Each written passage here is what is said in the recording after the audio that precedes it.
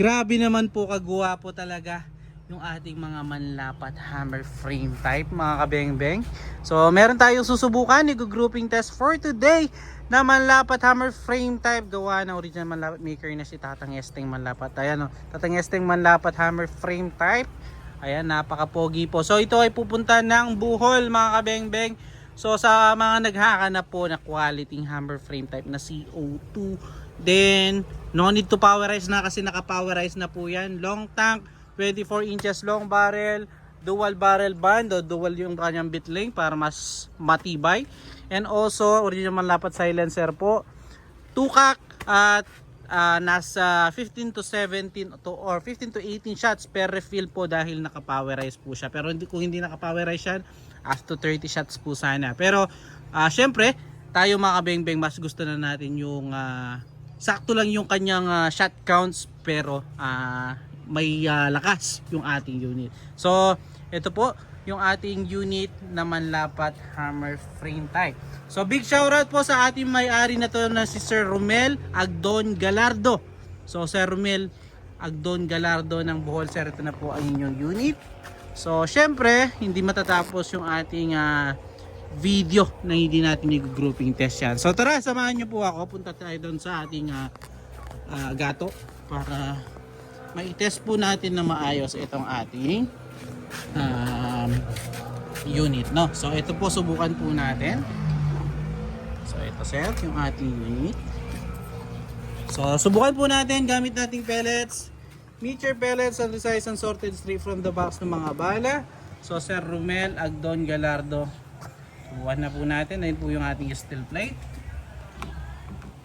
So ito, subukan po natin. 5 shots po, check natin yung groupings ng ating unit, no? And also, syempre, zero na rin natin. So, first shot po tayo, Sir Romel, ng inyong unit. Wow.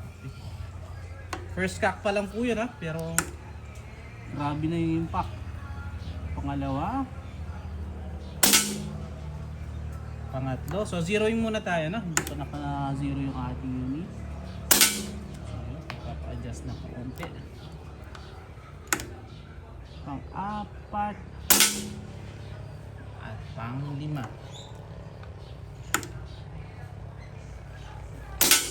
So yan, medyo nakuha na natin yung zero bandang ilalim for final zeroing and final groupings po.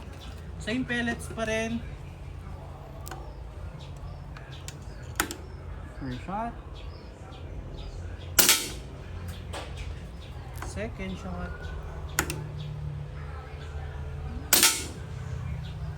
third shot. So meron pa rin humihiwalay. Again, natin adjust pa. So actual natin yung zero, ha. Pangalima.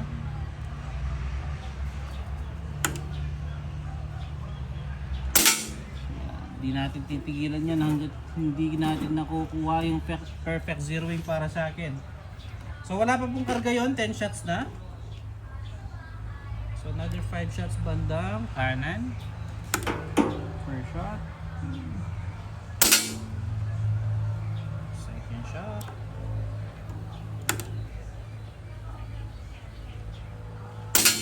Oh. Pangatlo.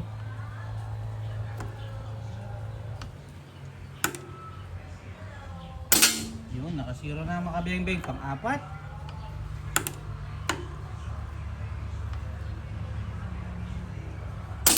Yun. Ganda na pong tumama. At pang-lima.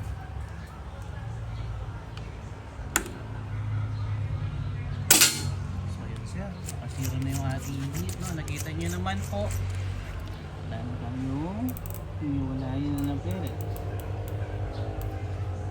So, zero na rin natin. So, bandang kaliwa, subukan pa natin ubusin. Ubusin na natin yung karga niya. No, nakaka 15 shots na tayo na walang refill na. First shot po ng ating fourth groupings. Pangatlo. Pangalawa. Pangalawa. Pang-apat. Pangatlo. Ay, sorry. Pangatlo. shortcut tayo. Nakaka 17 shots na. Pero tingnan nyo naman po, napaka-accurate pa rin. Pang 4 at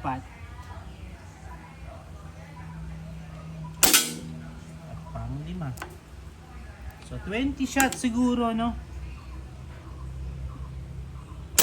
So sir, 20 shots. Ayun, napaka-accurate pa rin at meron pang laman. So subukan pa natin another 5 shots para at least i-check natin. Sa first cock lang to, no? So pwede pang bumaba yan kung nasa second cock siya. Sa bandang ilalim, ayan, medyo pahina na siya.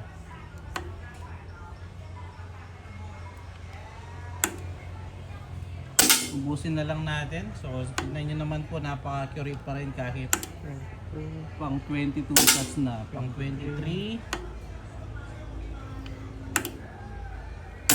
Yon, 23 shots.